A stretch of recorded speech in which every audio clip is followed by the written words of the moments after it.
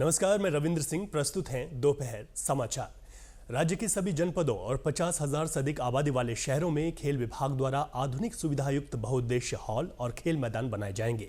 यह निर्देश मुख्यमंत्री पुष्कर सिंह धामी ने सचिवालय में खेल विभाग की समीक्षा के दौरान अधिकारियों को दिए हैं। मुख्यमंत्री ने कहा कि बहुउद्देश्य हॉल और खेल मैदान के निर्माण कार्यों में गुणवत्ता का विशेष ध्यान रखा जाए।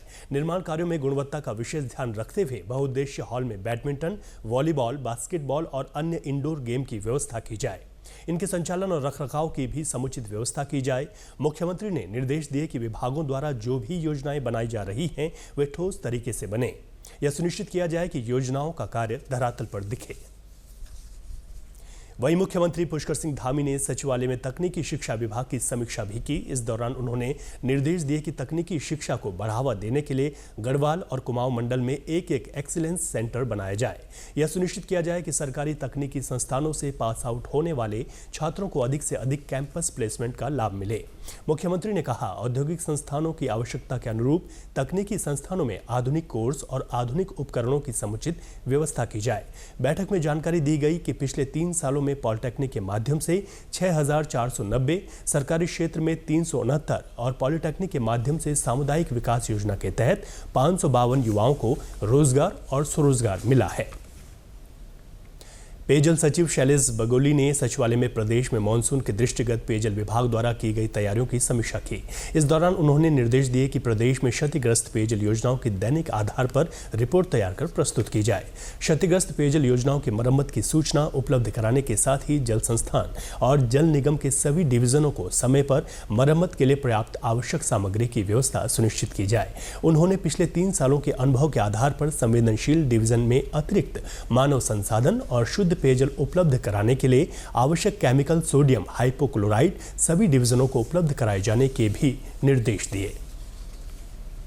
बद्रीनाथ विधानसभा उपचुनाव क्षेत्र में गत 29 जून को होम वोटिंग के दौरान छूटे हुए 7 मतदाताओं की घर पर वोटिंग कराने के लिए आज सुबह 5 पोलिंग पार्टियों को गोपेश्वर आरओ कार्यालय से रवाना किया गया है। रिटर्निंग अधिकारी आर.के. पांडे ने बताया कि उपचुनाव में 85 साल से अधिक आयु के 114 वरिष्ठ नागरिक और 27 दिव्यांग मतदाताओं सहित कुल 141 मतदाताओं ने होम वोटिंग के लिए आवेदन किया था। इसके तहत 29 जून को 134 मतदाताओं ने घर पर वोटिंग की, जबकि ग्राम विनगढ़, बमोत, नीते, गमसाली, गनियाला और गोपेश्वर में 7 मतदाता घर पर नहीं मिले थे। इन मतदाताओं की होम वोटिंग के लिए 5 जुलाई को दोबारा से 5 पोलिंग पार्टियां उनके घर घर भेजी गई हैं।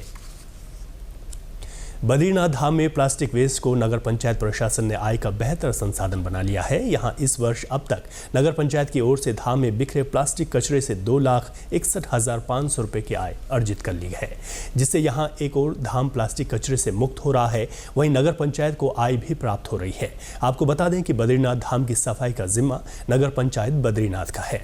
नगर पंचायत के अधिशासी अधिकारी सुनील पुरोहित ने बताया कि बीते 15 दिनों में पंचायत प्रशासन की ओर से करीब 12 टन प्लास्टिक कचरे का निस्तारण कर 1,35,000 की आय अर्जित की है, जबकि यात्रा शुरू होने के बाद से अब तक बद्रीनाथ धाम में 31 टन कचरे का निस्तारण कर 2,61,500 रुपए की आय प्राप्त की है। उन्होंने बताया कि प्लास्टिक कचरे को एकत्रित कर उन्हें कॉम्पैक्टर मशीन से ब्लॉक बनाकर अनुबंध मूल्य पर विपणन किया जा रहा है। राज्य के विभिन्न हिस्सों में पिछले 4 दिनों से रुक रुक कर बारिश हो रही है। मौसम विभाग ने अगले 2 दिन कुमाऊं क्षेत्र में अत्यधिक भारी बारिश का रेड अलर्ट जारी किया है। साथ ही राज्य के अन्य हिस्सों में भी वर्षा का पूर्वानुमान जताया गया है। वहीं पर्वतीय क्षेत्रों में कहीं कहीं बारिश के कारण भूस्खलन होने से अवरुद्ध मार्गों को खोलने के लिए प्रशासन जुटा हुआ है। उत्तरकाशी जिले में गंगोत्री राष्ट्रीय राजमार्ग पर धरासू और नालू पानी के बीच भूस्खलन से यातायात प्रभावित हो रहा है। उधर रुद्रप्रयाग जिले में केदारनाथ और केदार घाटी को जोड़ने वाली पुरानी सुरंग के बाहरी तरफ भूस्खलन हुआ है। देर रात से हो रही बारिश के कारण संगम बाजार की तरफ सुरंग के ऊपरी वाले हिस्से में मलबा और पत्थर गिरे, जिस कारण यातायात बाधित हो गया। हालांकि वाहनों की बाईपास के रास्ते आवाजाही सुचारू है। वहीं कल रात भर बारिश के चलते रानीखेत के गोविंद सिंह महाराज राजकीय नागरिक चिकित्सालय के प्रशासनिक भवन, औषधि भंडार कक्ष और अन्य वार्डों में पानी भर गया, जिस कारण प्रशासनिक भवन के आवश्यक कागजात भी भीग गए।